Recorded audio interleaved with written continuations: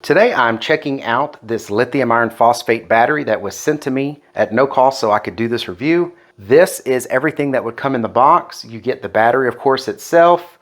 It does have the nylon type of removable handle. It came with these little plastic protectors over the bolt-in, the lug portion of the battery, so that way you don't accidentally short circuit it.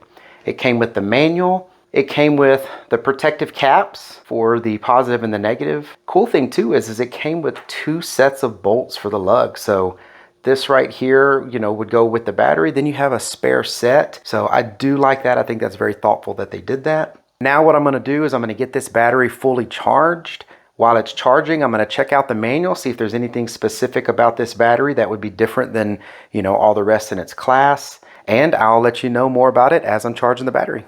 So while I got this battery charging up, I did go through the manual, and the specs are pretty much standard specs. I think that's why this is called the Classics series of the battery. It's got a maximum charge rate of 100 amps, recommended charge rate of 20 amps, and then it's got a maximum discharge rate of 100 amps with a recommended discharge rate of 20 amps. Now that's pretty standard for these type of batteries. We will see if this battery can handle some peak discharge, because I am going to be doing the capacity test with a portable AC unit, and when that compressor kicks on, it's going to peak up pretty high, well beyond a 100 amp discharge. So not all batteries can handle a large boost of power even for a short period of time. Some batteries you'll find specs of like 300 amps or whatever.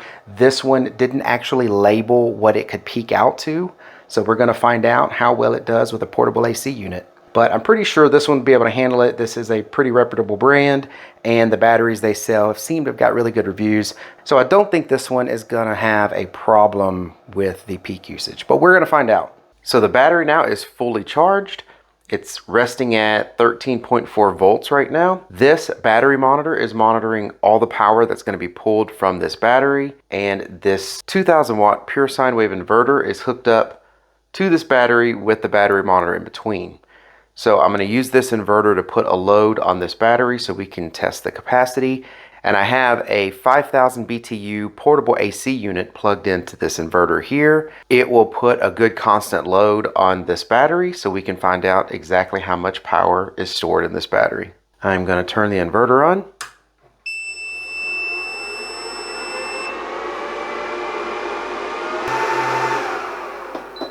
And as soon as I turned that little AC unit on, it kicked on.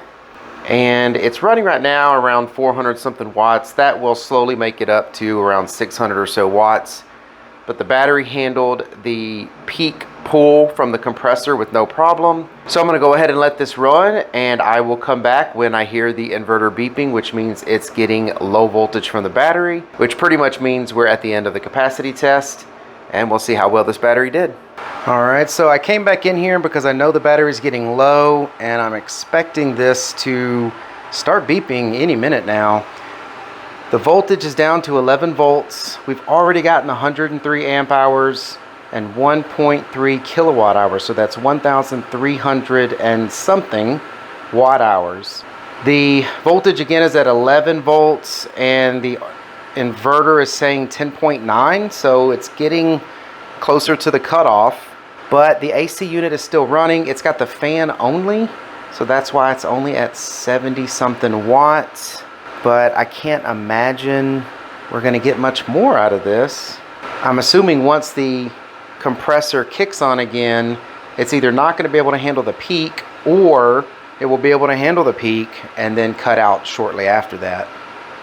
But I guess I have to wait and see. But it's definitely performed beyond its specs already, so definitely is a thumbs up from me. This thing is doing well. I'm really surprised, like I said, that the inverter is not kicking off yet. I'm going to hang on here and see what happens.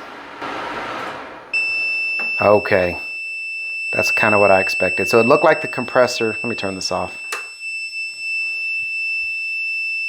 With the fact that the voltage is as low as it is, it could handle the constant 80 watts for the fan. But once the compressor kicked on, the battery just couldn't handle it anymore because it's really at the bottom of its capacity. So that's pretty normal. But all in all, battery did great. We're still at around 11 volts, so it's nowhere near the BMS time to kick it off. It wasn't near the low voltage on the inverter yet either.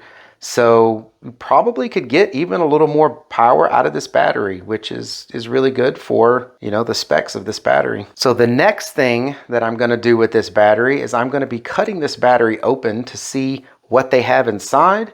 So like the video, subscribe to the channel.